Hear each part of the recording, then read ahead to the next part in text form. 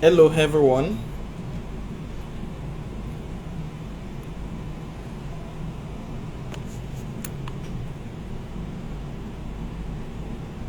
I welcome you all to the May edition of the Outlier series. So, please, if you can hear me loud and clear, please go to the comment section and put a comment there. Please go to the comment section and put a comment. So, just type loud and clear. If you can hear me loud and clear, please go to the comment section and type loud and clear there. So I welcome you all to the May edition of the Outlier series. So AB Zayat, right? So you are welcome to tonight's edition.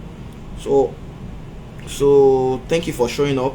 So please, if you can hear me, just go to the comment section and comment live and comment loud and clear.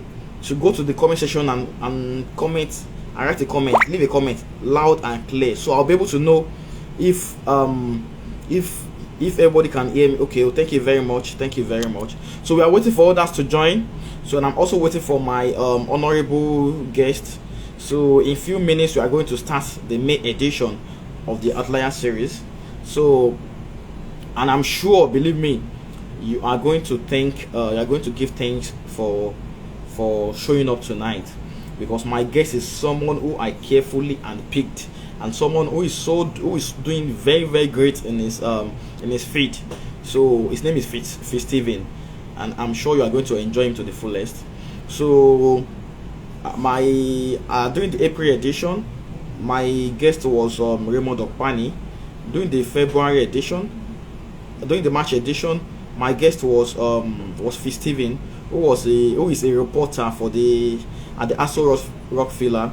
So Tara boy, you are welcome. Thanks for joining. So Fitz Steven, my honorable guest, thanks for showing up here tonight. So thanks for showing up. Um so thanks for showing up. So it's a great honor to have you here. So in few me.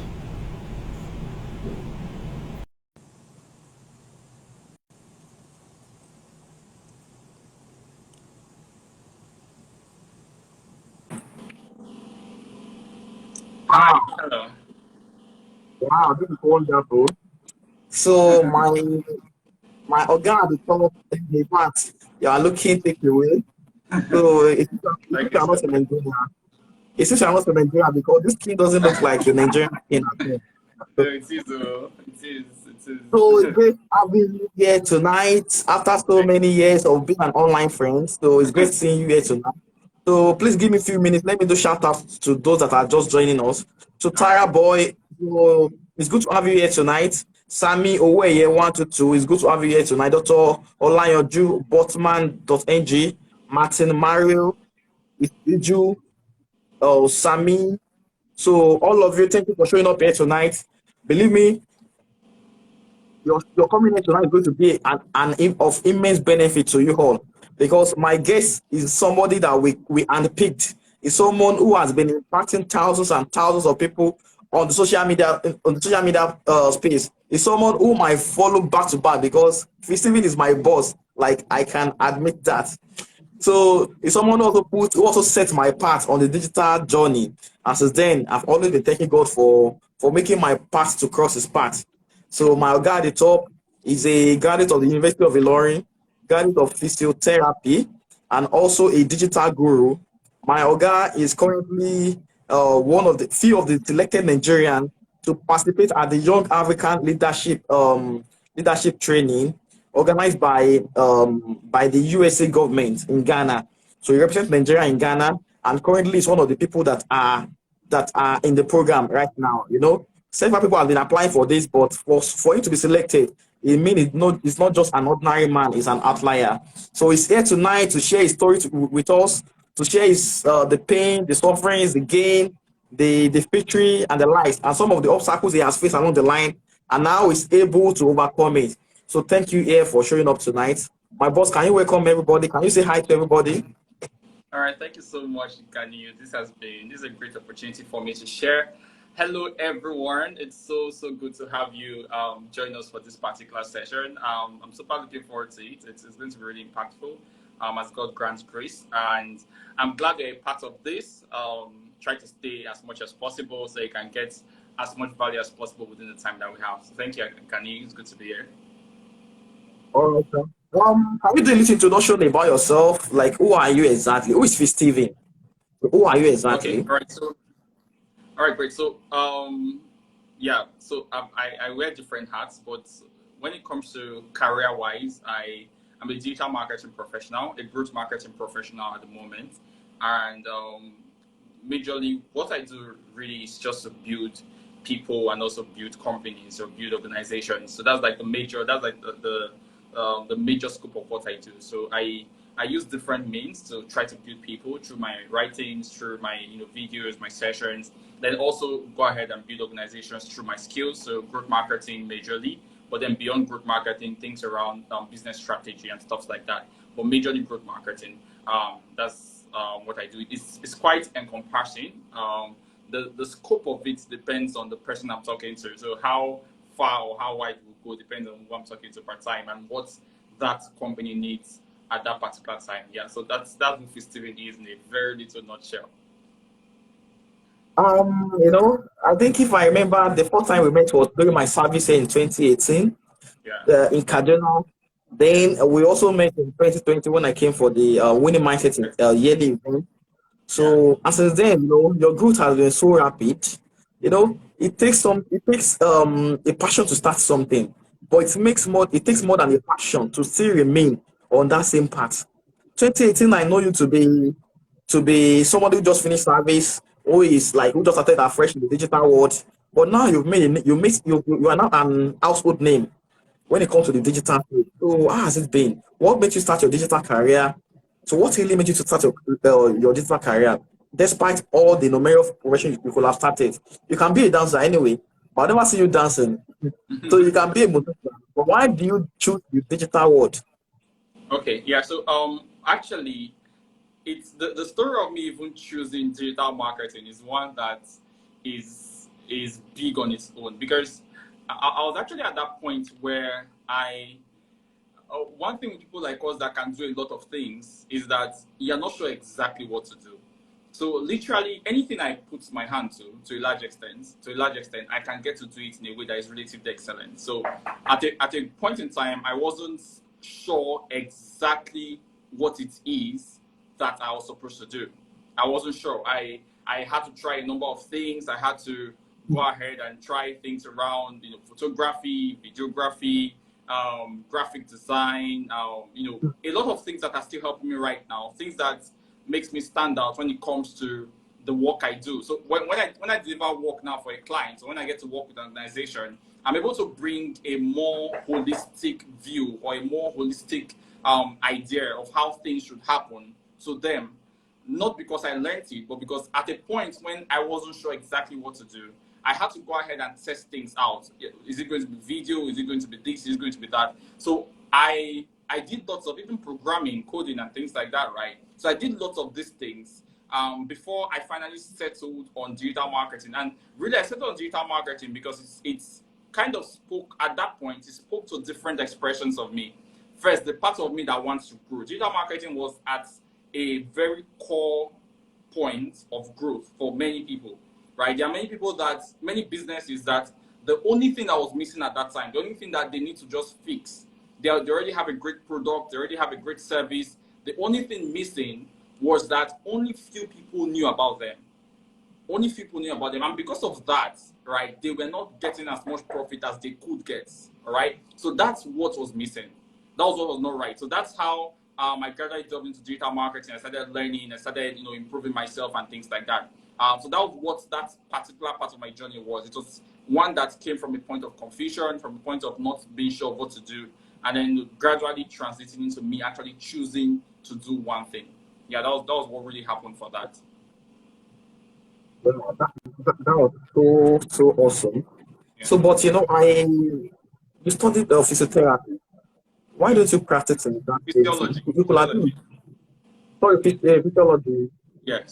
Don't you like the course, or just like every average Nigerians, we only go to the universities and after 4 years, 5 years, we'll be like, oh, this is not my calling. I should have chose a better course. or I shouldn't have even go to the university at all. It's your story like that, or you really, really love what you study in school, or just decide not to practice it. So, Okay. Yeah. So when it comes to physiology, right? Me studying physiology, another story in its own, right? I actually wanted to study medicine. You know, it's one of the things that I was one of those that were really bright back then in secondary school, and one of the goals of every Nigerian parent, as at that time, my parents included, amazing people. They always want the best for us, and at that time, the best for me was medicine and surgery. And to a large extent, I wanted that too for myself because I was already good. Throughout my secondary school, I did not come second once, like not even once. I came first from just one first term down to SS3 before my YX. I didn't come second once throughout my secondary school. So I was that good, and it was almost like a, should I call it a waste of intelligence if I wasn't going to be a doctor? Like, how would you be this good and you won't use it in medicine? Because medicine was like the hallmark of the science field. I was in the sciences. I was the best in science. I was the best graduation student, best all those things left and right. But then, when it comes to the sciences, one of the major hallmarks was medicine and surgery, and that was what I wanted to get right. And I wrote my first JAM, and I think I chose the University of Ibadan back then, but I did not get in. One of the major reasons was, as at that time, there was still a restriction when it comes to age. All right, so and I was really young. I finished my secondary school really young, so I wasn't up to 16 then. And at that then, there was restriction in age, so I couldn't get in. So I went for my A levels, and I still didn't get medicine, but I got physiology instead. So physiology was not really a choice I made; it was what was given to me. Really, it was what was given to me, and I know that for some time it wasn't something I really liked. I wasn't so optimistic about it. In fact, in my 200 level, because I entered through direct entry, in my 200 level, I didn't really put so much of my effort. Imagine someone that did not come second one during secondary school, coming to university and having a C. It's not even supposed to happen to a large extent, right? If I was really putting myself into the work. But I was just being very casual about it. And I think that's when I learned one of my first lessons, right? Because I was really casual in my first year, my 200 level. The reason why I was because I had a complete belief that I'm going to write JAMB again and then go back for medicine, which I did. I wrote JAMB again, but I still did not get medicine. That means I was ignoring what I had because of what I wanted, but I have not gotten yet. I was ignoring what was in my hand because of what I desired, but did not yet handle. So that expectation of what I wanted or what I desired made me to really look down and not put so much of my effort on what I already had, and that affected my results. So although at the end of my entire year, at the end of the university education, I was one of the 11 people in my set that came out with a 2-1, but it could have been better. If I had, from the very beginning, if I had, gone ahead and put my entire self into it, it could have been better. There was no first class in my set. Getting a first class in the typical, I finished from University of Ilorin, right? So getting a first class sometimes can be lots of permutations here and there. But yeah, I was one of those that had a 2-1, but it could have been better if I had really put myself into it. So yeah, physiology was something that was given to me, not that I chose myself. And after school, during my NYC, I actually wanted to practice to an extent, or rather, I wanted to see what it's about. I've not really been extremely enthusiastic about it. I had always loved tech. I had always loved computers and things around technology. In fact, while in the university, I started what I would call my first ever tech company. Right, what we did back then was majorly installation of softwares. Things around activation of Windows, those little things. That was I started, and then I trained some people that worked with me on that. Right, so I've always loved technology. I've always loved things around tech. So going out of school, it was like it's time to get into tech. So I started learning, things around coding, things around design, things around photography, videography. That was how I really went into the tech phase. So I wasn't really enthusiastic about practicing physiology on its own. Although if I had an opportunity, maybe I would have. But then I was really enthusiastic about tech, and that was how I made that shift. That's why into it. well, thank you very much. Being somebody who has always been bagging first all through the secondary school, it seems it seems leaders are not just only developed. Leaders can also be birth, can also be given birth to. Because being bagging being the first position right from GS till SS, it means that thing has been in use since birth. So people discover themselves after their university days, some at the later years in life. So and either studying physiology or everything. I believe that what you have gone through have modified you and shaped you to what you are right now. So my next question 100%. is that what to date, what do you think has been one of the greatest obstacles that you have to overcome? Like, oh, you see something you are going forward to, but this is your biggest obstacle, and how do you overcome it? Okay, all right, yeah. So I'll get to that question in a moment. Question about obstacles, right? But just one comment on what you mentioned about the entire coming first and things like that and being bettered. I just want to put a little bit of a caveat there because even while in secondary school, I really still visibly remember that most of the things that helped me were some things that I was trained to become while in primary school. I as you were speaking, like I really remember a vivid experience of me, back then in my home. I don't talk about my family that much, but this is a session with you, so probably I'll just talk a little bit about that, right? So I remember a vivid scenario at home, right? Back then, I think I was in primary 3 or so, primary 3 or 4, thereabouts, and we were at home then. The place was not that safe. It was really dangerous. So we had this place at the middle of our house that we call a passage. It was like this at the center of the house. And then I remember that at night, around 10 or so, my elder brother now, that was like my first mentor. He's an amazing, amazing man. He would wake me up and would be at that middle of the hall of the house with a lantern. Who remembers those kerosene lamps? Like I see Julius. Hello, Julius. Great to have you here. I can see The one Osman. I can the see one they will Jasper. pour A the lot one they of will pour people here. fire, kerosene. Yes, You will now you kerosene. light it So and wow. that kerosene lamp. I know most of you are very touchy, so you don't know what I'm talking about. So that kerosene Yeah. lamp that you clean the glass by the side, and after some time the smoke will make it dark again and stuff. So we were using that lamp, and I was sitting on a mat.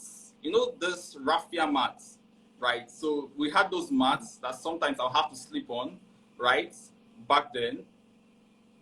And when you think of these things, you know that God is faithful, right? Because it's a long time ago and so much has changed. So much has changed. But let me just talk about that so that I don't, just think of that so much. So yeah, so I was at that middle of the house with the lantern, and my brother would make me solve every single exercise in my master's book, every single one, because the concept was this: that most teachers will not have either the time or the convenience to sit down and create an entirely new question. That means if you can pick 4 maths textbooks, comprehensive maths, essential maths, and I think 2 other ones, and solve all the exercises, one of the questions must come out. That was the mindset that started my moving into being an excellent person. So we'd sit down and we'd solve all the possible scenarios. And by the time you solve 20, 30, 40 questions on just one topic, when you get to the test and exam hall, you start shining and people will be saying, oh, this is great. This is fine. But you know that the reason why you're doing this is because when you were at home, you had practiced all the possible. So most times when I see a question in the exam hall, I would say, this is a question I've solved before, maybe twice even. So when I was in secondary school, I was like the first person in my school back then that had a perfect score in maths, like since the school started. So I had 6/60 in my exams, perfect score, 100%. Why? All the questions I've seen them before. I have solved them before, over and over again. So trying to go through all those questions, and receiving that mentorship, I remember I would feel very sleepy, and my brother would tell me that if I can just cross 10 p.m., because around 9:30, 10 there about the sleep becomes those type of sleep that is very heavy. It's as if you don't sleep now, you just die. Those very, very powerful sleep, it comes around that time. But then my brother will tell me that if I can just cross that time, I will be able to still stay awake. And truth be told, once I cross that period of time, I even start looking for sleep. Once I can cross that period where the sleep is so much, I'll start looking for sleep. So these things helped. It helped me in my journey to excellence in secondary school. it really helped me. So that's the same mindset I use. So I would pick all the possible, what are the possible things that can come from this topic, and I will go through all of them. And I think someone is there, right? And maybe someone will know why I plan the way I plan with him. And I tell him things like, write out all the things that are possible. What do you need? Make a list of them and be ticking them. It's not from now. It's since primary school. It's from that. I still use it till today in my leadership. So if there's something I want to do, I write out all the possible scenarios, so that I'm not taking, and people say, oh, you're excellent, you're this. I'm excellent because I have all the things that can happen. I've already planned that if this happens, I'll do this. If that happens, I'll do that. If these two things happen, I'll do these two things. So it's already pre-planned, and that gives me a mindset of excellence. So I just want to talk about that when it comes to my score and the fact that I didn't come second once. It did not just happen. There was work that happened back end. And it was not just work that I did. I had an elder brother. I am privileged to have an elder brother that, really helped me very early in life to start learning these principles. And my parents are also really supportive. Then back to what you asked about the obstacles, right? I think I'll just talk about the obstacles briefly. I think one of the things that I would say was the biggest obstacle for me, and sometimes still comes up as an obstacle, is the points of decision, right? Deciding what exactly to do. One thing with having a life of options is that you now be the one to choose. So you have to choose. You that if you do this, you'll be fine. If I go into programming today, I will not be average, because the same way I put in my oil in digital market, that's the same way I'll put my oil into programming. And no matter how hard it is, I'll get it done. You understand? So that problem of choosing exactly what to do, that is one of the major things that was an obstacle, and sometimes even still rears his head again. Although now, thank God for the spirit of wisdom, it's easier to have that direction, right? But then back then, it was a major blocker. What exactly should I do? What should I really put my focus to? What should I really do at this time? That was like a major obstacle. I would say that to an extent, when it comes to, and if we're using comparison, I wouldn't say that, if I'm being sincere, I wouldn't say that I had so much issues when it comes to things around finances growing up. The major times I had issues financially was the times that I compelled myself to have issues. I have parents that can go extra mile to make sure I'm okay. They may not be they're not extremely well to do, but there are people that will not mind selling things that they own to make sure that their children are not starving, to make sure that their children are okay. They can go as far as possible to make sure that we're good. And the danger of that is the danger of false comfort. So if you're coming from that average home, you're not rich, you're not poor, you have that danger of false comfort. You're feeling comfortable, but you're not really comfortable. And that was something that I had to kill very early. So at some points, I'll be at that point where I may be low on cash, I may be low on this, and I know that one call home will make me have money, but I'll not call. I'll decide not to call. I'll decide to bring myself to that point of intentional lack, if I should use that in quotes, just to get me to a point where I can understand what it means to be in plenty and to be in little. And that gave me some sort of wisdom. So yeah, I think one of my biggest privileges is coming from a home that I do not compulsorily have to service per se. There are many people that would have been very great today, but they have so many demands, and I really feel for those situations, right? So many demands from home, so many demands from left and right. I wouldn't try to make a grass to grace story and say that I was like that. No, I had the privilege of being provided for, all right? But then I had to learn wisdom by myself, even in the midst of that privilege. All right, so yeah, so I think that's what I'll talk about. But I think I'm even oversharing. Gani, I don't know what you did before this session. There are some things that I've never talked about on any session that that I'm sharing here. I just learned something very great from you now, like very important from you, that you may not put it as going extra length or going extra mile. It's just working extra hard. Imagine someone that will solve like 4 questions, 5 questions, 20 questions just on a particular topic. So that's why you're able to even get admission at a very, very young age to University of Ibadan. Despite that, they gave admission, but age denied you that. Then upon that, because one thing I also noticed about you is just your exceptionality performance for excellence. Believe me, if I can predict the future, I will have said you'll be the next John Obidi. Sorry for saying that because it seems there is some kind of similarities about both of you. Is it Yeah. maybe the way you is part of it? The the way you all of us the way both of you go for to go extra mile, the Yeah. way both of you strive for excellence and perfection, Yeah. is a very, very like a very important thing. So thanks for sharing that with us. My next question is that right now you are selected to be in the yearly Nigerian. I have applied once. I got tired. I was like, this thing is so. I just gave up at once, right?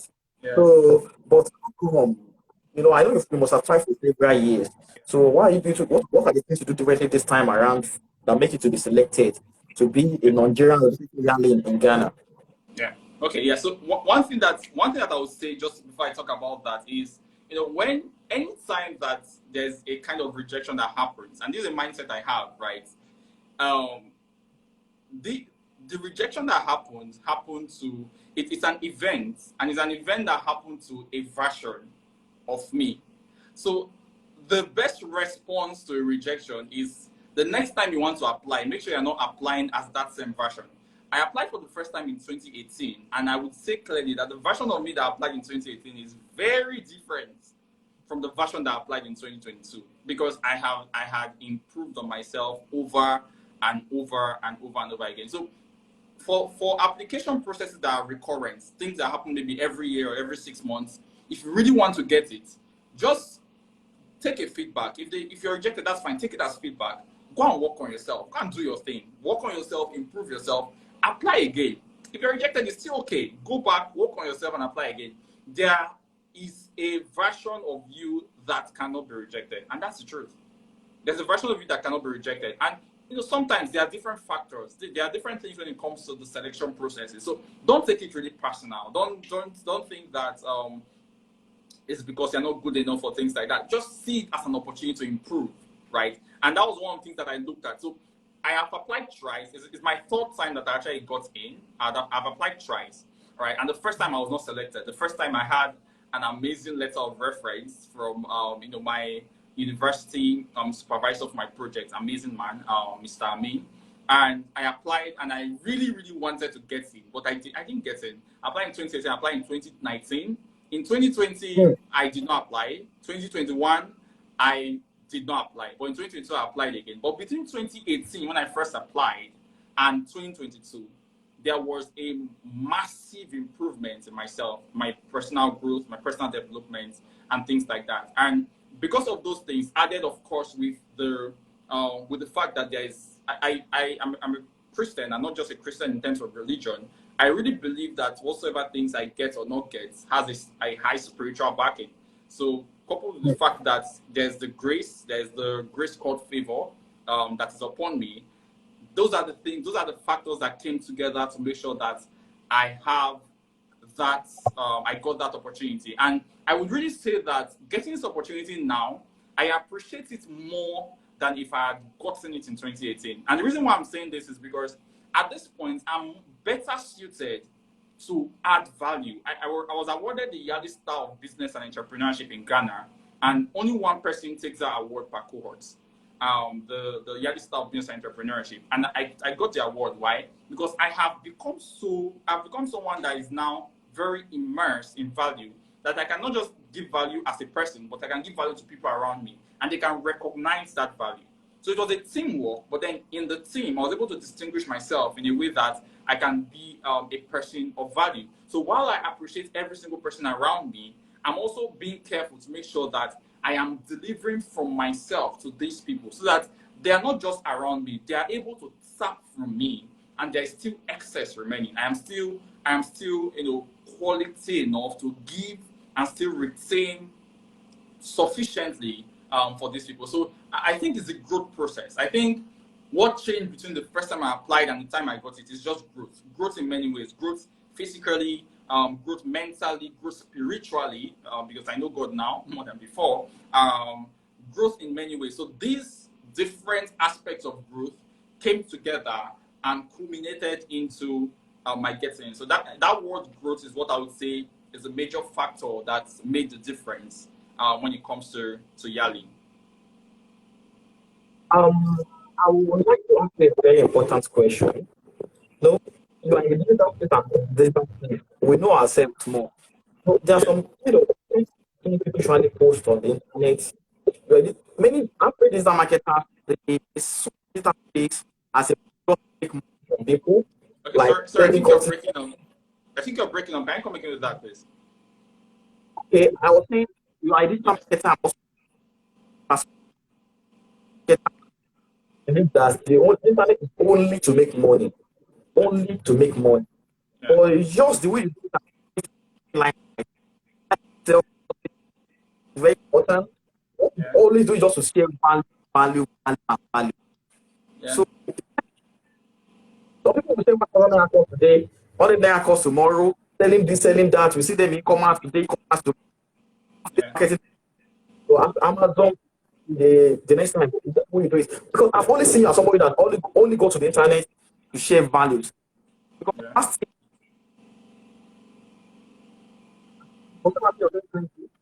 you always do it at every Thursday, maybe Yeah. on Facebook or 2020. Yeah. that time. I think on Facebook that time. The Sharing COVID values, period. Yeah. continue, like it's not came back better, bigger and better. So how do you manage to do sharing value? So what have you been doing differently that makes you Yeah. to be Okay. So one of the things that really helps me when it comes to the work I do, especially online, is that I see the work I do, and I say it's a lot, right? It helps me with consistency. I see the work I do as God's work. So there's this part of scripture that says that whatsoever your hand finds to do it with all your might, right? So it's an instruction. So you do it with all your might, with everything you can. Once your hand finds to do something, so that's one thing that helps me with consistency. But then beyond that, right? I see giving of value as just giving of yourself. It gives you that consciousness to add to yourself because you can't give what you don't have. And for me, it's a state of it starts with a personality. How do you see yourself? People that just waver around, today they're doing this, today they're doing that. It's fine for them to do that for a season and test what they're supposed to be doing. But if that becomes your constant reality, it may be an issue. If you're always wavering, it may become an issue. If you're trying this and trying that for a season, that's fine. Try it fast, see what works, and then move with what works. Don't just be moved around with the wind, right? But when you've gotten what works, try to stick to it for a period. And when it's time to change, don't be afraid. You can go ahead and change it. But when it comes to value, value is simply you expressing what you have become. The things I share now, if you read them and you read what I was sharing in 2019, 2020, there is some sort of difference, not in the communication only, but in the quality of the communication. So the way I express things now is improved to a large extent. Why? Because I am sharing from a level of growth. I'm sharing from a level of personal development that I've got into. My turnaround, and I talk about this in all my sessions. My turnaround was meeting my mentor, Elisha Maman. Since I met him, that drive for personal development has been massive. And one of the things he told me was that the first requirement for personal development, the first requirement for learning and for personal development is love. And I didn't understand at first, but he went ahead to explain that if you do not love yourself enough, if your love for yourself is not sufficient, you can never develop yourself sufficiently. You must love yourself to the extent that you can invest money in yourself. Some people love food more than they love themselves. So they are eating, they think that they are eating because they love themselves. No, but they are eating because they love food more than they love themselves. Some people love sleep more than they love them. Some people love to party, love to enjoy themselves more than they love themselves. And it's obvious with the way they enjoy themselves. You enjoy yourself with toxic substances that will definitely harm you in future. So you love to enjoy, but you don't really love yourself. True love for yourself is more long term. True love for yourself is more future focused. True love for yourself is asking yourself, what are the consequences of the actions I'm taking today? I know that there's a law of sowing and reaping that says that whatever a man sows, he will reap. So as I'm sowing these things, both online and offline, because it's not only online I give value. For those that know me personally, when we have interactions, my goal is that you don't have an interaction with me and leave the same way you came. There has to be a value exchange. So my goal is to keep sowing in these ways. And the more I sow, the more I give myself an opportunity to reap in the future. Most likely not from people I'm sowing to, but one way or the other, there's that law that is in place that allows me to reap. So it's just a matter of principles. It's just a matter of some of the things that I have seen, some of the revelations I've gotten. There's something I learned from Pastor Ejimi, and he said that he was talking about how favor works by sight. So if you know that favor works by sight, what do? You make sure that you're seeing. You make sure that there's a part of you that is seeing. So my posts are posts that are activating favor. My videos are videos. So when we talk about favor, you're like, okay, someone sees my video, I'm like, oh, who is this guy? Someone can be in this session right now and say, oh, who is this person saying this? And then because of that, I can have an opportunity because I put myself out there. So it's just me practicing a principle. It's just me practicing a principle that I've already seen. So I'm not just doing it because I don't have any other thing to do. I'm super occupied. But then I'm doing it because there are principles that I know that I have to practice. And just to add to that, before you ask your next question, right? I'll just say that one thing that I think people will need to start doing is pick a principle, pick something that someone says and prove it with your life. I told myself that if mentorship can change a man, I'll prove it with my life. And I submitted myself to the process of mentorship under Mr. Elisha Maman. And my life today is a product of that submission. So that's how this thing works. You hear that Facebook ads can help you sell. Is it true or false? To some people it's true, to some people it's false. But to you, is it true or false to you? You have to then prove it with your own life. If I tell you, for example, that growth will cost you more, not growth will cost you more, and you say, oh, I want to see how growth can help me, you can say, I will prove this thing with my life. Pick up a principle, pick up something, don't just write quotes. Take those quotes. Is it true that sometimes we even hear some things that are maybe even written in our holy books. For example, in the Bible, there's a part of the Bible that says that if you seek the kingdom of God and his righteousness, everything will be added. And we hear that and we are happy and we're excited about it. But are we even able to seek that kingdom with all our heart and see if truly everything can be added? Have you tried it for yourself? Have you tried like taking a principle, something that you learned from someone, something that you got from someone? Have you taken it and imbibed it into yourself to prove it in a way that whether it works or it doesn't work, you're able to say, I tried this for this period of time and this did not work, or I tried this for this period of time and it worked. And from what I've seen so far personally, most of these principles work. They just work when it is combined with some certain level of action. Your intensity of action, your consistency of action, and your strategy for action. So strategy is how you're doing it. Intensity is how much. Some people, you say, oh, content creation can help you sell. They'll go and be posting once a week, which is not bad. But then it is bad when you're posting once a week and you're expecting the results of someone that is posting 3 times a day. Don't take an action and expect the result of another action. Your result will always align with the actions you're taking. So if you're taking an action, just expect the result of the action you're taking. So if they say, oh, content creation and content marketing can help you sell, and you're posting once a day, expect the result of someone posting once a day. If you're posting once a week, expect the result of someone posting once a week. Don't say, oh, this thing does not work. So why do you say it doesn't work? And I posted twice last month, and I sold only 1 item. And the person you're comparing yourself to is posting 4 times a day. It doesn't make sense. So that's intensity. Intensity is how much of it. How much of it. If you're heating water and one person is using gas, another person is using electric cooker, another person is using a boiling ring or something, that's the amount of heat that each of those equipment, all of them can heat water. Another person is using, someone can go and say, oh, all these people are using fire, but then I'm going to carry my candle. And you carry candle and you put your own pots on it. And you want it to, no, it won't happen. Intensity is how much. That thing you're doing, how much. Look at this. Look at Grant Cardone, for example. You're in real estate. Ghani. Look at people like Grant Cardone. What are they doing? Don't even look at what they are doing. What were they doing? Because that's another mistake we make. We see that these people are beginning to do things little by little now. They've gotten to a place where they can rest. But go back to when they broke through. What were they doing that they broke through back then? Patterns are cyclical. You can study patterns. It's called the ancient paths. Go back and see, what were these guys doing? There was a time that John Obidi was coming live on Head Start Africa, Smart Big Camp back then, every week, Edirin, Edewo, some of you may know her, every week she was coming live. Now she can afford to just come once a month or once in 2 months. It doesn't matter. Why? She has sown those seeds that she's reaping even till now. And then someone will just come and say, it's not by live videos. Then what is it by?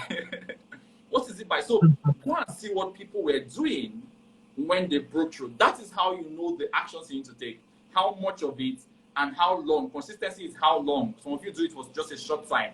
How long are you able to do it? All right. So let me just, I think I've spoken so much now. Let me wait for the next question.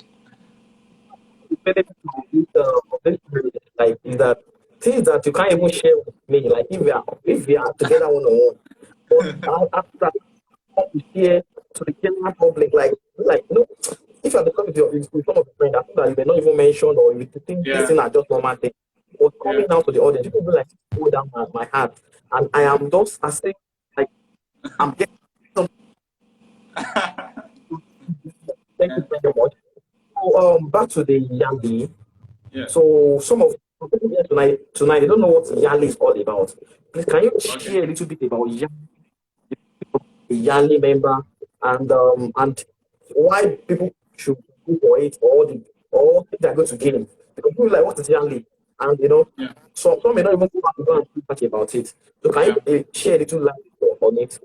Okay. All right. Great. So Yali means Young African Leaders Initiative. Now it's actually a platform. I think before I even talk much about Yali, right? Let me just do a bit of a comment on fellowships and internships, right?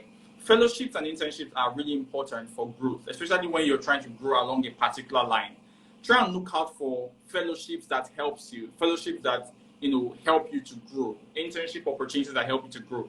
These things are really important. So Yali is one of those initiatives, and it's one that was done by the U.S. government during the time of Barack Obama.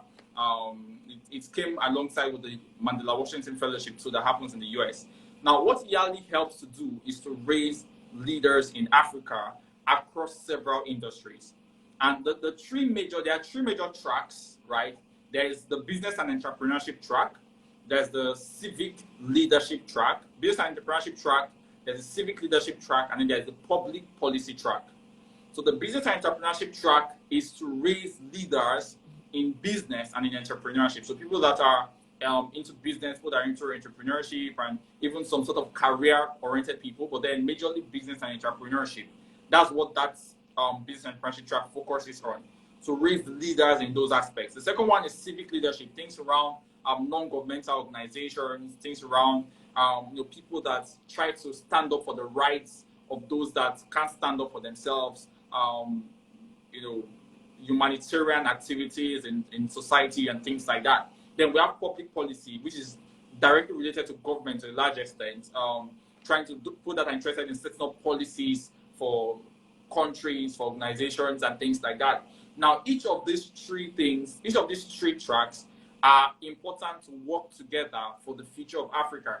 Now, when it comes to Africa, Africa is a concept, and I'm calling it a concept because it's one that has the potential to be really great, but then we're at the point where we've not yet gotten there, and there are so many factors that not just one person and not just one group of people can successfully change.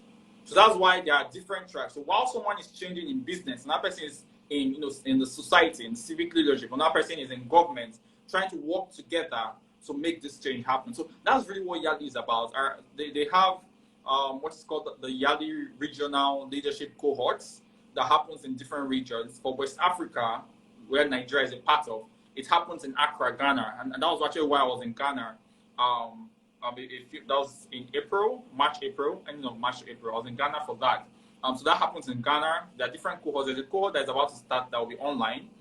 There are also other regions that happens there's one that happens in Dakar. There's a number of those centers around. And why I would recommend Yali for anybody, especially people that want to lead. I am someone that is really, really passionate about leadership. And the reason is because literally everywhere I go, literally every organization I am a part of, there's some sort of leadership that comes in at a point in time. All right. So even in entrepreneurship, even in business, even in digital marketing, I am never entering an environment to just be one of them. I'm entering to lead in my own way. So that's actually why I would recommend this. It gives you skills, gives you abilities, exposes you to a large and a very valuable network of people. I now have friends in 8 other African countries that if I want to do something, I am never stranded, right? So that network is really important. So I was asking, Sarah Boy is asking if Yali is open for applications. At the moment, no, they are not. But you get to know when the next course is open. Just go and follow them on Instagram, on Twitter. Just check Yali. Just go ahead and search for Yali RLC or Yali West Africa on Twitter or on Instagram or even on Facebook.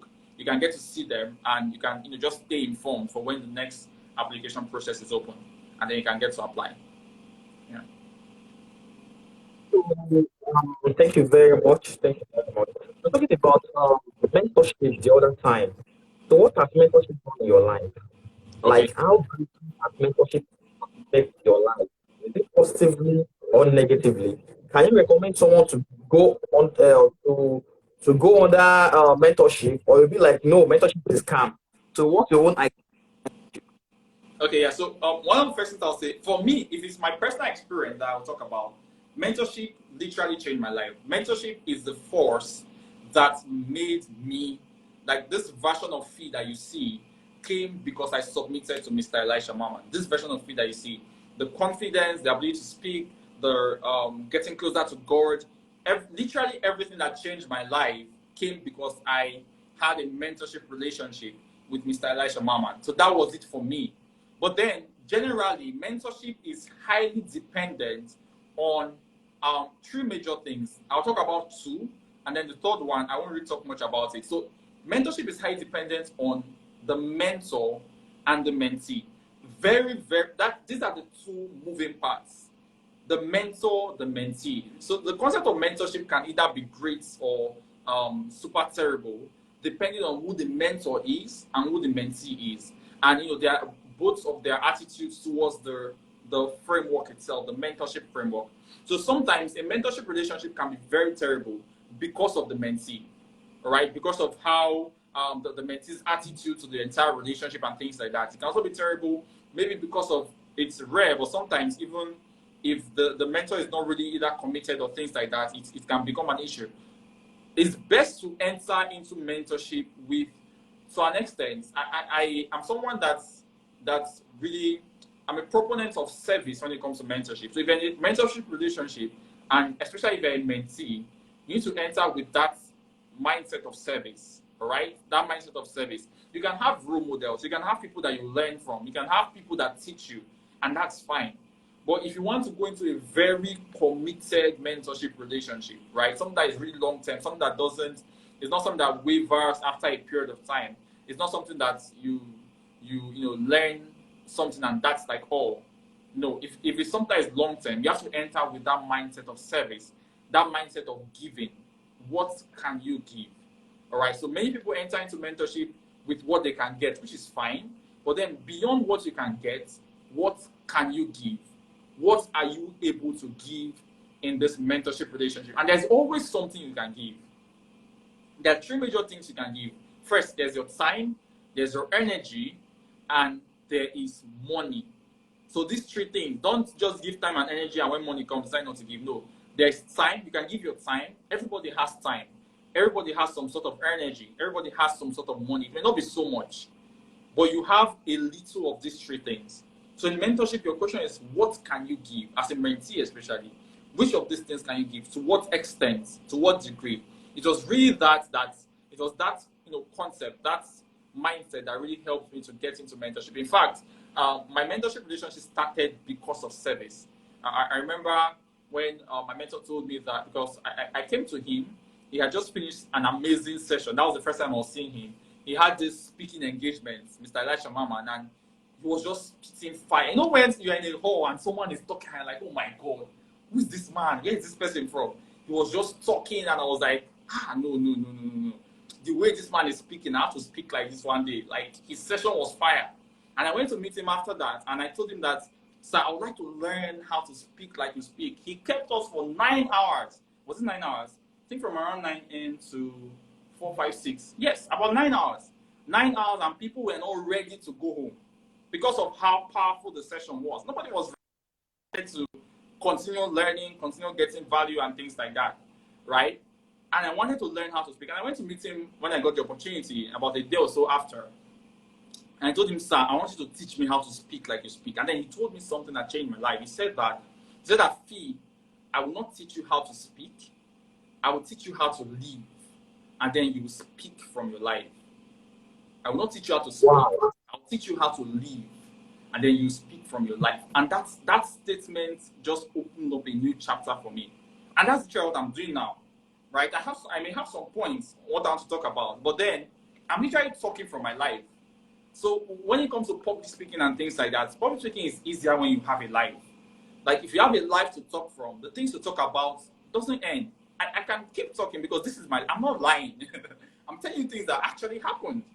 It's my life, so I can speak from it. So if you really want to be a great speaker, you want to be a great, think about the lifestyle. What lifestyle supports who you want to become?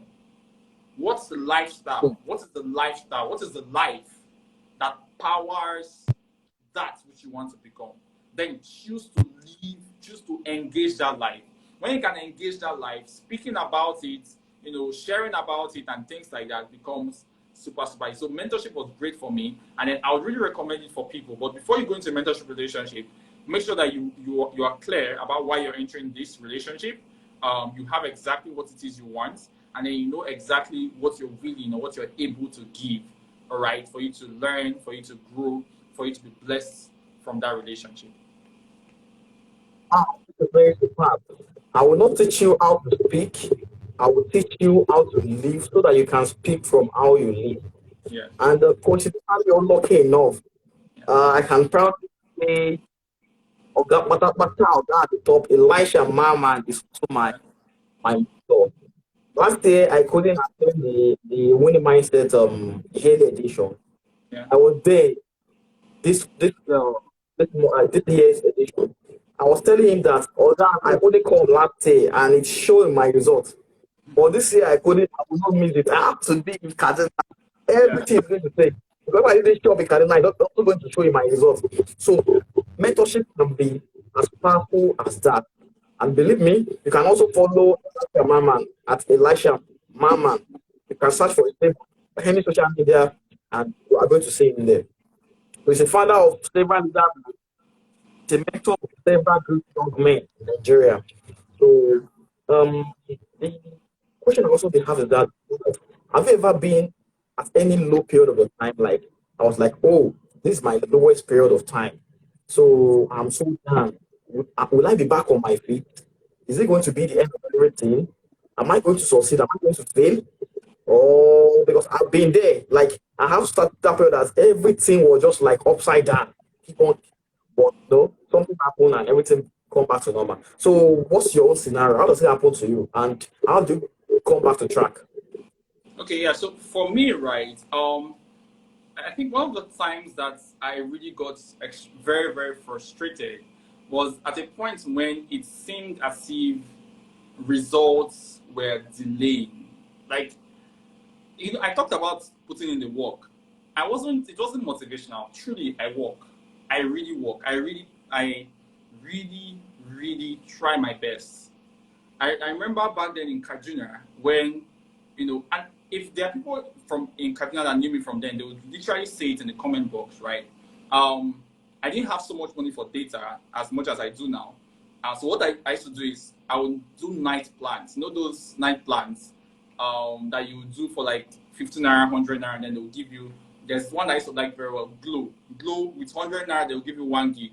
And the reason why I like Glow was because if you slip off, you know how you do a night plan and you say this night I'm going to do, and then by 12:30 you will just find out that you remember you were pressing your phone, and then the next thing 5:31, and the worst part is that you wake up like 1 minute after it has expired. Very very annoying stuff. And then for M10 and the rest, once it has expired, they will not give it back. But for Glow, I really like Glow. I had a personal love relationship with Glow because even if the night plan, if you sleep off, you can roll over to the next day for like 5 days. If you sleep off for 5 days, that means they're following you, so it's not their fault. They will take their data. But for 5 days, they will keep rolling it over throughout the week. So that was why I preferred Glow, right? And I used to do those plans. I would stay up at night. There are some nights that I slept in my mentor's office. So I left my home because I had light issues. And if I stay at home, I'm not going to be able to use my night plan well. My phone battery was not so strong. So any small thing, it has died. So I'll go to my mentor's office. There was this rug on the ground. Thank God for that. So I'll go there. I'll go around 7 or 8 and I'll stay there. I'll sleep over. Early in the next morning, around 6 or so, people will see me going back to my house. They won't understand what is happening. But yeah, I did all those things. I was really intentional about learning and growing.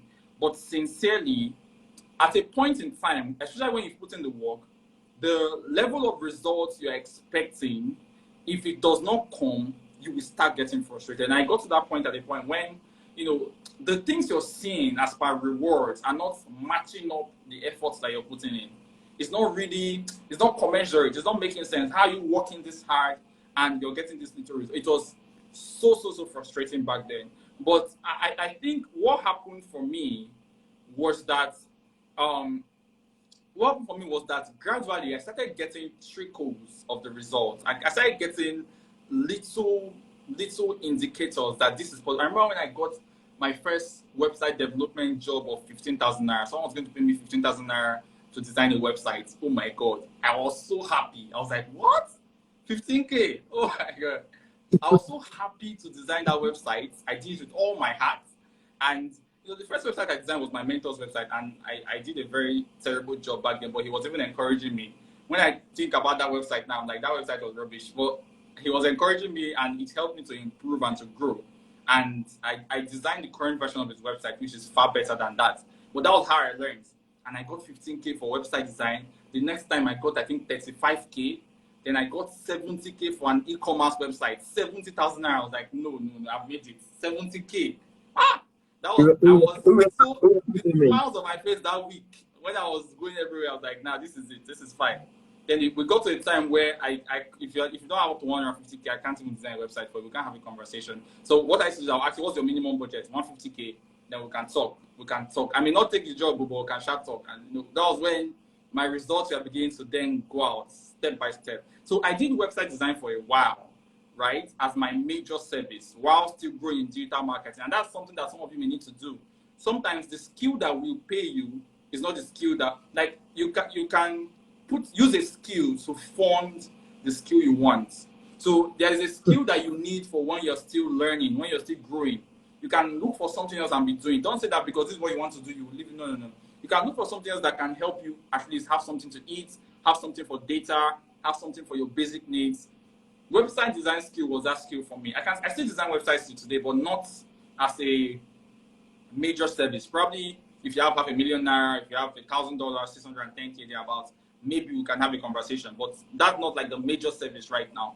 But as at then, it was the service that really sustained me, really helped me to know that, okay, these things are possible. And that skill still helped me, or it's even still helping me till now. So when it comes to things around installing pixels, when it comes to high-level Facebook ads principles, things that are very technical, they're very easy for me. I can do it very easily. Why? Because of those things I learned back then when I was still trying to grow. All right. So, so what was the question that brought us here? So something about frustrating times, right? So yeah. So that was like the journey for me, from the time when I was really frustrated because the results were not coming in, to when they started coming in by trickles, right? There's something I put on my a post I made on my Instagram. You can check out my Instagram after this channel, and I said something that rain only makes sense when you have a seed in the ground. Rain only makes sense. Rain is only great. You are only happy for the rain when you have a seed in the ground. So if you're not planting seeds now, when the rain comes, because rain will always come. Trust me, there will be a time. There has to be a time.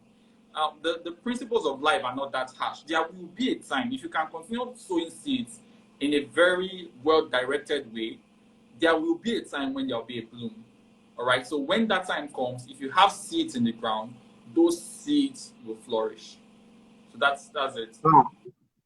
Wow. Thank you so much. So much. I was thinking maybe I'm the only one that always have a down moment, but I realized that no, I'm not the only one because that nice sobe, like it has been saving life since the 90s. 90s. So Yeah. I remember in Kaduna that I prefer Glow to other network because Glow will not just finish. And I think Glow is very, very Yeah. okay in Kaduna and any other part of Yeah. Nigeria. So the Yeah. next question is that I've noticed that you are someone who is so, so keen about looking for knowledge. In fact, I am a digital marketer, right? But I'm always picky when it comes to going for knowledge. I can be like, let me just buy this Facebook course. Let me neglect this one. Why do I need to go for Facebook blueprint for God's sake? You get Facebook, but the level at which we going in depth to looking for knowledge is just so so dramatic. It's just so so unimaginable. What has been your push to that level? Is it for money or for something else? Because believe me, I should be receiving again. What is this guy? What is this person looking for? So tell us the secrets behind that. Okay. Yeah. So when it comes to knowledge, there's something I say, right? And what I say is this: you can never become a professional by staying basic. You can never become a professional by staying basic. So there are some things that I know right now that many people don't need to know. Like if you're a business owner and you just want to make sales, you can literally just learn basics of Facebook ads and run an ad and you will sell. That's fine. That's all you need.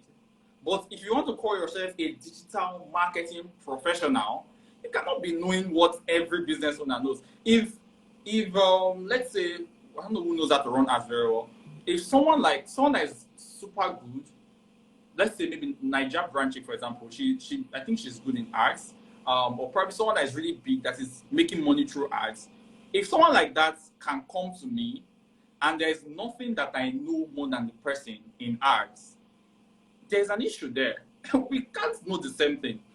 They may know all the things they need to make their money, and that's fine because they're not digital marketing professionals. They are business people, they're entrepreneurs. And every entrepreneur needs to know to a particular level that is okay. It's called thresholds. There's a threshold you get to that at this threshold, you can start making very consistent money because you've understood the principles, the basic principles. But then when you now want to become a professional, if it's a profession you want to become, you have to go above the thresholds. You have to keep going above the thresholds to know what are the other things, what are the deeper things, how am I able to use automated ads? There's what they call automated ad rules. You can literally set a rule that if your return on ad spend is 2x and above, change the budget to this. And like you won't be manually editing your ads anymore. You're not emotionally connected. You can say that, oh, if return on ad spend falls below 0.7%, do this, change budget to this, stop, pause this ad set. Like you can add automated rules. There are several more advanced things in ads, both at the front end and the back end. And ads is just a small part of digital marketing, right? So there are many advanced things that we keep learning every day. Why? Because the goal is to, and I shared this with one of my people, I've shared it with a lot of my people, that the goal is to be the best. But if you are not yet the best, at least be the second best. Because there will come a time when the best will be too busy. If you are not the best, at least be the second best. Because once you are the best, the truth is, once you are the best, you will get several requests. Several requests to become, help me do this, help me do that. And a day will come when the best will be too busy. Then the next question will be, oh, okay, I know this guy is very busy. Who else? Your name must be that who else. Because that day will come. That day will now be your opportunity to show all the things you've been learning. And this has happened for me over and over again. If I see someone that is the best in an industry, I'll just look. That's fine. That's okay. Don't worry, be the best. And then I'll make sure I position myself in such a way that once they are thinking of this particular thing, they think of the person. Maybe they think of the person first, but then immediately they finish thinking of the person, I'm the next name that comes to mind. Because a day must come, and it surely comes, when that person will not be available. That person will probably not be feeling fine, or maybe have so many engagements. The person is speaking on the same day, there's a clash. Something must happen that I'll look for. Then it is when I am looked for that I can now prove that I am even better than the person. The goal is that the day you're finally brought to the stage, you can deliver such value that they may never need to look for that person again. That's the goal. You're not really competing. That's fine. The person can stay there. But the day you have a chance, they give you 5 minutes to talk. And this is actually why, this was the main reason why I started 10 minutes with Fee. It was an instruction from God. But then beyond that, I also used it as an opportunity to learn. how I asked myself, is it possible to give so much value in just 10 minutes? That was my goal. How much value can be given in 10 minutes? Do you know why? We've been speaking for like an hour now. 1 hour is a combination of many 10 minutes. 2 hours is a combination of 10 minutes. Anytime you give me, it's just a combination of 10 minutes. So if I can learn how to deliver value in 10 minutes, no matter the time you give me, I just have to reproduce that value I learned. And I did 10 minutes with you consistently every Tuesday and Thursdays for a long period of time. And that was how I learned how to speak in public. That was how I learned how to speak in sessions like this. That was where my public speaking skill increased because of that activity. You learn to write by writing. You learn to speak by speaking. You learn to, and you know, I tell people this is a time where you don't have to wait for someone to invite you. If Daniel Idris is not inviting you, go ahead and go to your Instagram live. Come up live. Think of a topic that you can talk about and talk about it. You have one person viewing you, that's fine. You have 0 viewers, that's fine. But talk about what you want to talk about. Don't wait for anybody's permission, because you become better at what you're doing by doing it. So that's why I actually seek for knowledge. I seek for knowledge because I know that it's impossible to become the best by staying average. And the goal is that if there are 10 people invited for something, I must become the most preferred option. Either the most preferred in the sense of the highest in certifications, the highest in experience, the highest in leadership, the highest. I should be most preferred for a reason. And that's my goal. So all the things that can make me most preferred, I try to get them around me. That way I'm ready for any opportunity that comes my way. Wow, I don't know what to say. I was writing down some keywords, some key points. I have to drop my pen because they're just too much. They're eating me front and back like like they're eating. I was like, let me assimilate this. So I was like, in fact, I've seen so many people talking, attending so many things. The kind of value you share. I will throw one question to you. You answer me back in many folds. Like I have to realize that because you are very consistent with coming online and sharing value to people. I think I got the secret right now. So you mentioned the power of mentorship. You also talk about the power of looking for knowledge, not just the knowledge, in-depth knowledge. What are some other things that have helped you along the line? Is it reading books? Is it belonging to association? Is it prayer? Is it that you always believe more yourself than other people? What are those things that have helped you to who you are? Okay, yeah. So for me, right, I I'll just start with this, right, before I talk about that. I remember I was in a leadership. There's this class that Mr. Yashimaman normally organizes back then when I was in Kaduna. He calls them leadership classes. And I was in this leadership class. It happens on Sunday evenings around 5 o'clock thereabout. I was in this leadership class and he said something. I remember we were sitting outside in his compound and he said something. He said that a leader is someone that is always going and growing. And what he explained was a leader is someone that is always going forward and growing upwards. That the day you stop going or you stop growing, the people that are following you, that are also going and growing, they will get to where you are. It's just like a ladder. You have climbed, you got to this point and you stopped. But people are climbing. The people you have been teaching, they're also climbing, they're coming to you. The day they get here, and you are now a stumbling block for them, you're no more going upwards, and they too, they want to climb, they will have to push you over so that they can go. That's a mistake that can't happen. You can't get to that point where you're stopping. No. You have to keep on moving. You have to keep on going forward and growing upward. That's how you stay in leadership. And I see myself, I have a self-concept as a leader. I see myself as a leader. I see myself as someone that has been brought to earth to lead people into certain things, into certain ways, all right? And because of that self-concept, I have to get to that point where I am always trying to become better, because you can't give what you don't have. I have people that, to an extent, are under my mentorship, right? And my ability to train them and to make them better is based on several factors of what I have.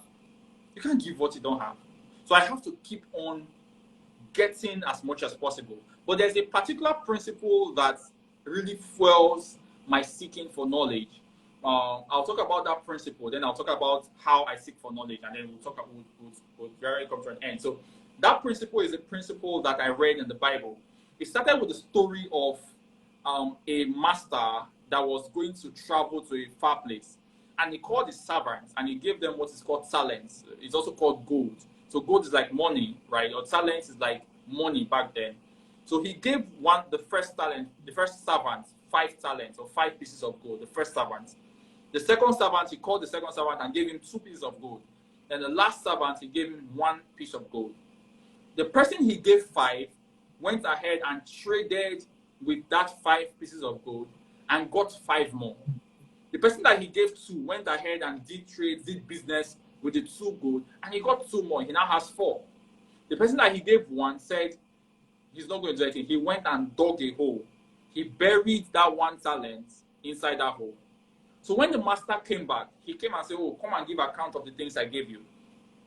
The person that he gave 5 talents came and said, the 5 talents you gave me, I traded with it and I got 5 more. The person he gave, he said, oh, great, you now have 10 talents, awesome work. The person he gave 2 said, oh, I got 2 more. That means I now have 4. He said, great, you have 4 talents, great work. Now the person that he gave 1 said that I know you're a wicked man and you reap where you don't sow. So I went ahead and I dug a ground and I kept your talents. And the master said something that was very controversial for me at first. He was like, they should take that 1 talent from the person that had just 1 and give it, listen, not to the person that has 4, so I can have 5, no, to the person that has 10. Like, they took it from the person that has 1 and gave it to the person that has 10. And then a principle was stated there by Jesus. He said this principle. He said that to him that has, more will be given, and he will have abundance. But to him that has not, even what he has will be taken away. That principle is almost painful.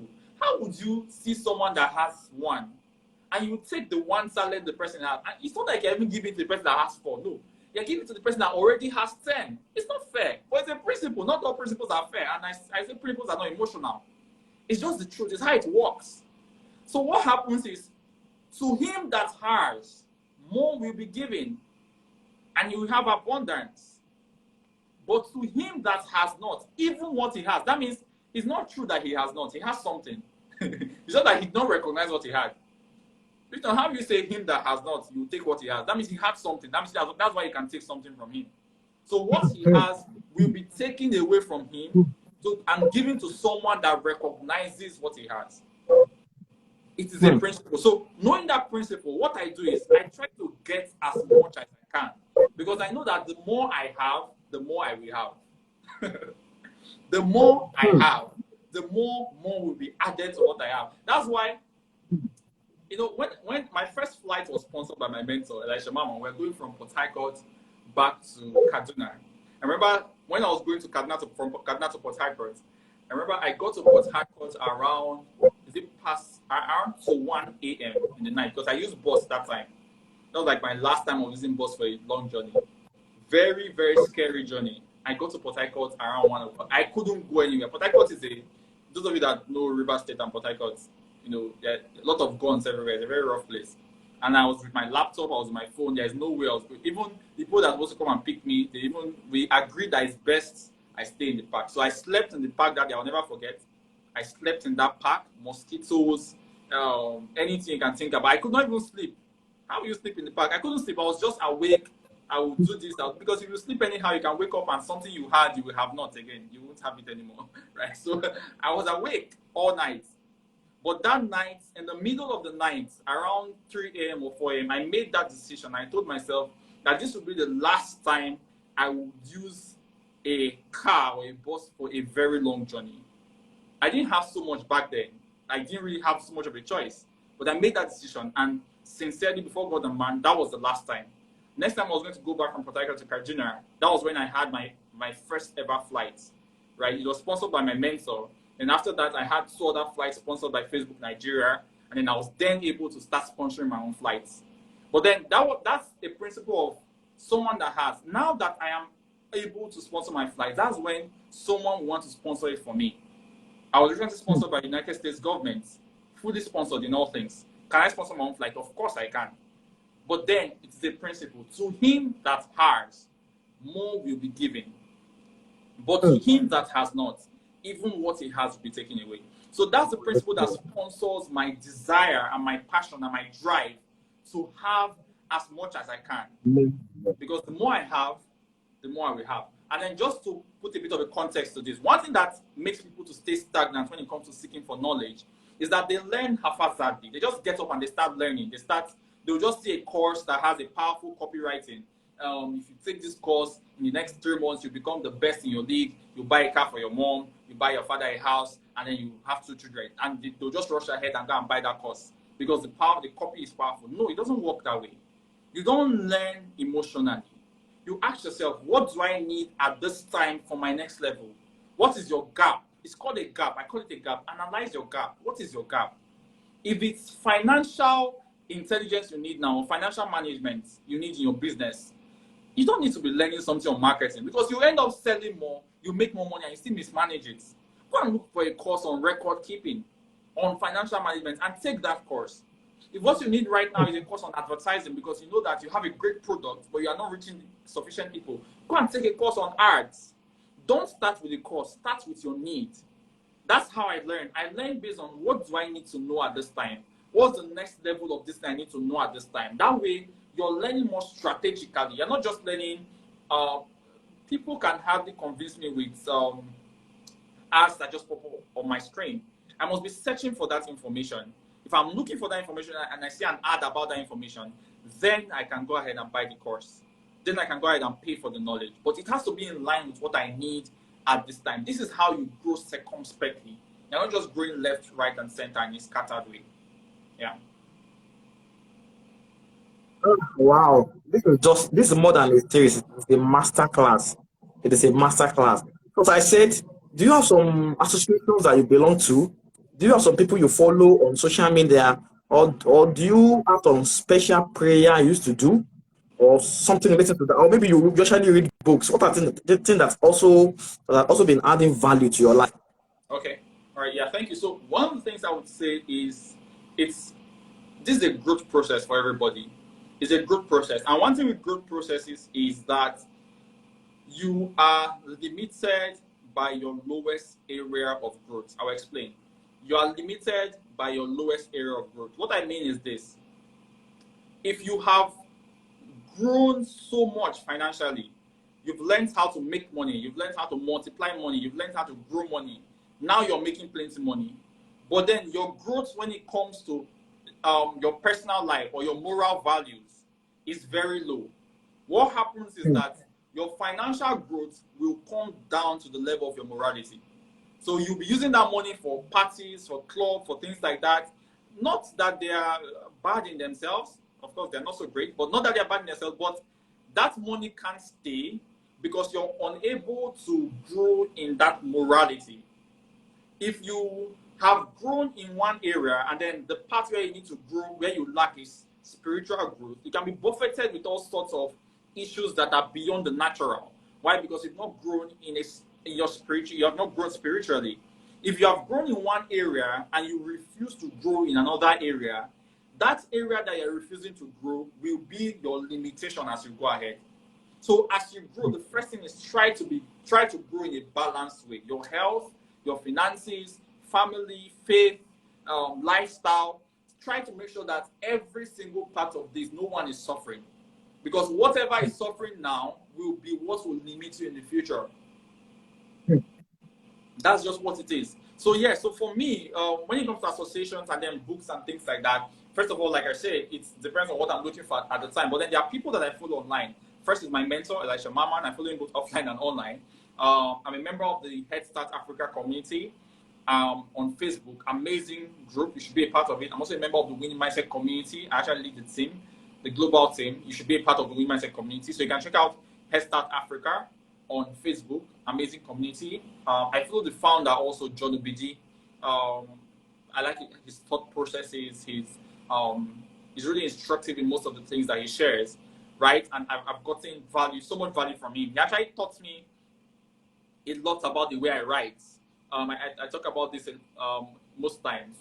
The first time I started writing the way I write, I took over a week and I read every single thing that John Obidi had ever written on Head Start Africa.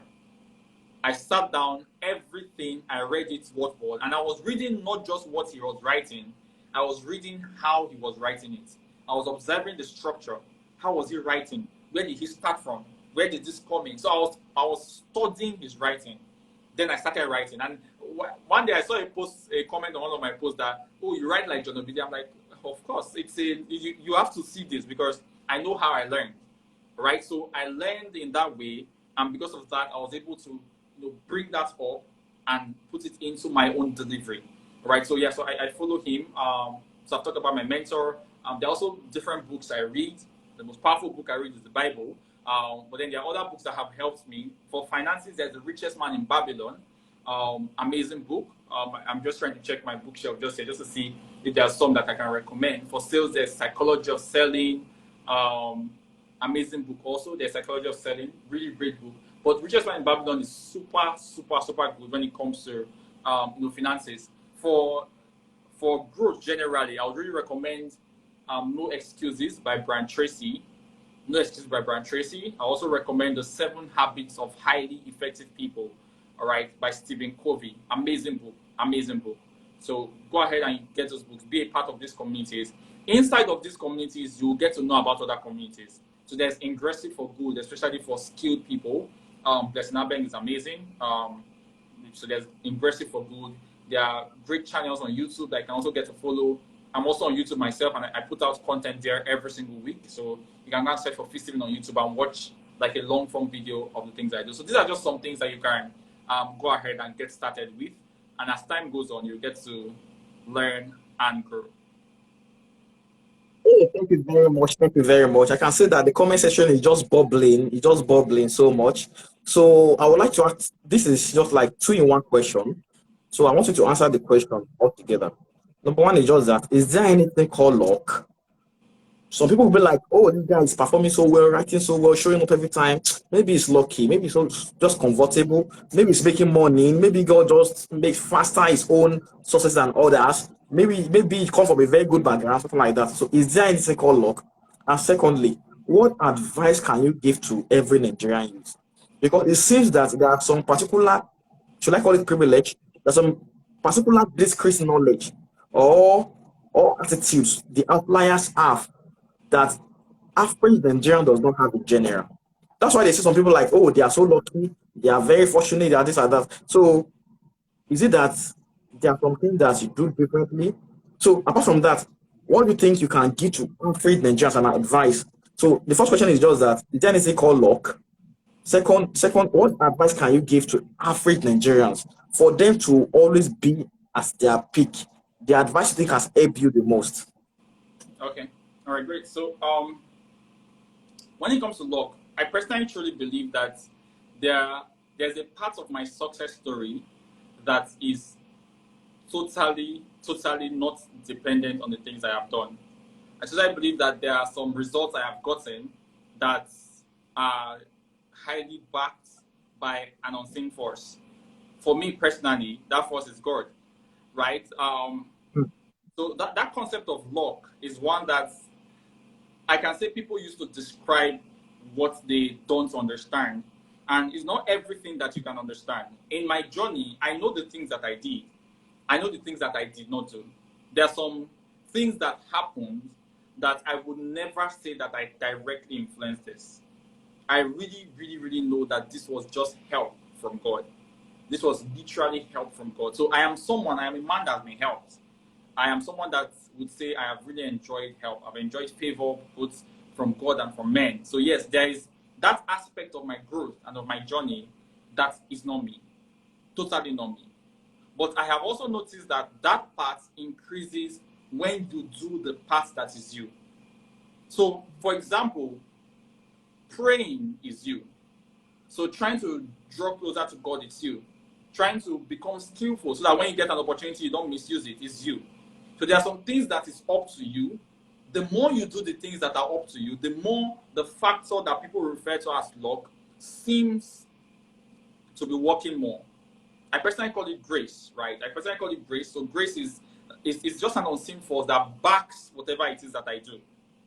All right. So people call that luck. People say, "Oh, this person is lucky," and things like that. Yes, I would say sincerely that there are some things that have happened for me and to me that is nothing close to because of the things that I've done myself. But I noticed that those things increased the more I did the things that are within my control. So focus on the things that are within your control, do them to the best of your ability, and you find out that that factor that people refer to as luck would seem to become more frequent for you. Then for the second part about something I would say to every Nigerian youth per se, two things. First of all, know yourself. Secondly, know who made you. Know yourself, know who made you. These two things are really important. Knowing who made you helps you to draw closer to God. Knowing yourself helps you to know exactly what your current position is. So you're not deceiving yourself. See, everybody can deceive you, but if you deceive yourself, you're finished. Know yourself. Who are you? Don't use the image that has been put on you by people or by social media. No. Who are you? What point are you at? There's some things that work for me that won't work for you. Where are you at this time? Where are you at this particular time? Where are you coming from? What type of family are you coming from? Know yourself and know who made you. Have an intimate knowledge of yourself and a very intimate knowledge with the person that made you. Not person now per se, but just contextually. So I would say know yourself and know your God. That's like the best advice I would give. If you can know yourself and you can know your God, there is no way that exploits will not be possible for you, because you're operating from a point of strength, a strength that comes with knowledge. Knowledge increases strength. Those that know are strong and they can do exploits. So you're operating from that point, and that's an advantage that many people don't have. There are many people that go about, but they don't even know themselves at all. They don't even know their God. They just go about and try to do things and hope that something works. But when you're working from a confidence, there's a confidence I have in some of the things that I do. Now, that confidence powers my courage to do. That confidence powers the level of input I give, because this is supposed to work. I believe that it's supposed to work. I believe that all things are supposed to work together. So even if this is not going to work the way I want it to work, I know it is still working in a way. So it's just a lot of several beliefs inside of me that powers the way I approach tasks, I approach issues and things like that. So that's like the advice I'll give to everyone. Know yourself, know your God. Thank you very, very much. Thank you very, very much. So, what are your, because this is like almost 1 hour, 30 minutes. Yeah, So, I just wish you can continue traveling to tomorrow. So, I will have been, so all the matter will have dropped on my head. Or, that's possible. I know you have so many things to do. And I know you are a very, very busy man. Very, very busy man. And you don't joke with your time. And upon that, many of our audience, many of our viewers, they are also people that have to take out of their busy schedule to be here tonight. So we don't want to waste their time. So my next question is that what are the things you should be expecting from you in the future? Some of the things you think you'll be doing differently in the future. Like maybe you've made some mistakes in the past, and in the future I'm going to increase more on this. Will I be doing more video? Will I be doing more reels or more TikToks or more or things I think I'm going to offer? The next thing I'll do is just married. So, anyway, people say that to me, hey, Gani, when will you go and marry? I said, oh, God, I'm 18 years old boy. What of this pain? I know that. So, what are the things from you in the future? You'll be doing more and more in the future. All right. Based So, on the. yeah. Okay. So one of the things that you can expect from me in the future more is collaboration. So I'm going to be in more collaboration. That's like the one word that really sums it up.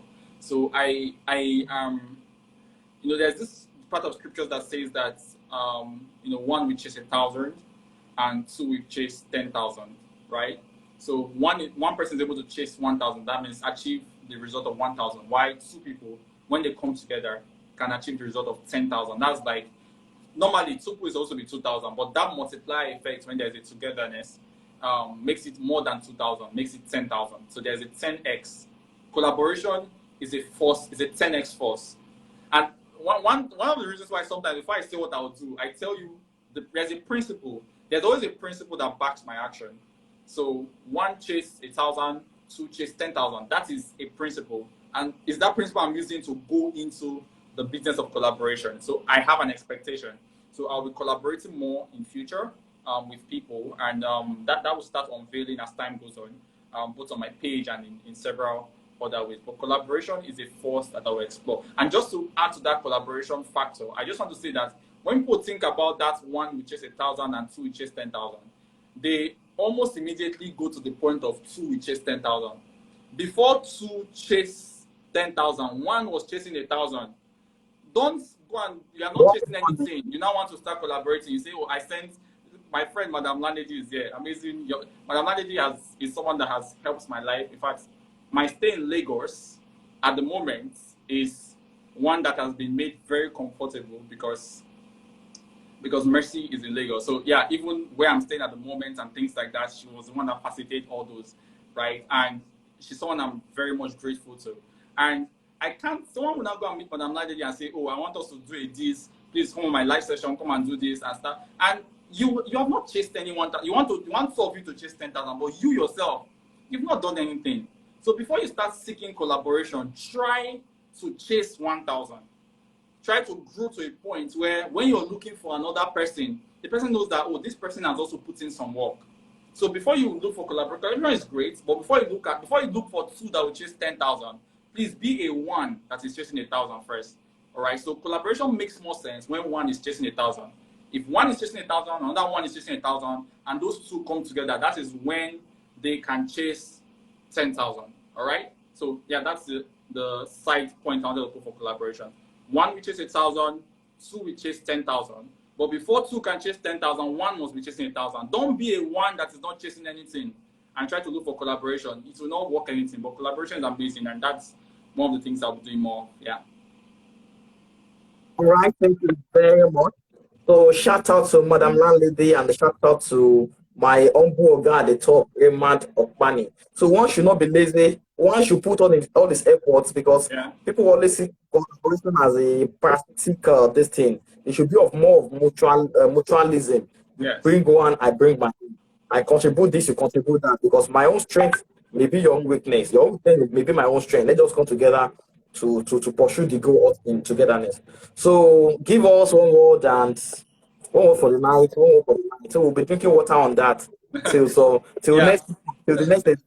So my standard statement is always the fact that growth will cost you, but not growth will cost you more. And I'll explain what that means very quickly. So growth will cost you, but not growing will cost you more. If you decide today to grow, if you decide today to become better at anything, you must pay the price. It will cost you time, it will cost you energy, it will cost you money. But then if you decide that you won't grow because of the cost of growth, trust me, 2 years, 3 years, 5 years down the line, you would wish that you had grown back then. So the cost of growth in 2027 or in 2030 will be far higher than the cost right now. By then you have kids, by then you have so many other responsibilities, and growing will be more expensive. It will be harder than it is right now. So decide to grow from now.